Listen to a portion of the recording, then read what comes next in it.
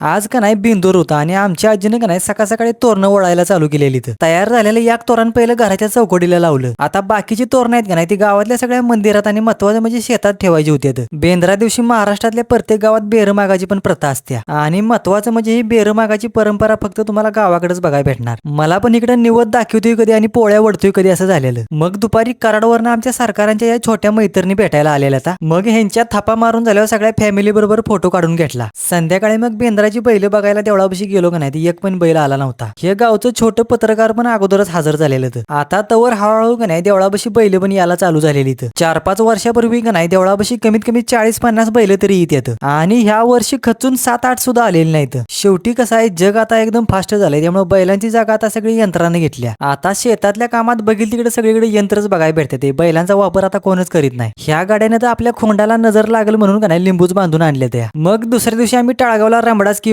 गेलेलो. सावंत दादाला आणि वहिनीसनी गणपती ठरवायचा होता. तिथनं मग त्यासनी म्हटलं आता उंडाळ्याला नाश्ता करायला जाऊया. उंडाळ्यात पोहोचलो का नाही तर शाळेच्या पोरांनी गाडीला पाग येडा मारून टाकला. पोरीने ते सरकारांकडनं हातावर ऑटोग्राफच मागायला चालू केलेलं. आईला मला आणि सरकारनी जिंदगीत कधी वाटलं पण नव्हतं आमचा पण ऑटोग्राफ कोणतरी कधीतरी मागतील. मग सगळ्या बारीक सारीक पोरा पोरीनी का नाही आमच्या बरोबर फोटो पण काढून घेतलं.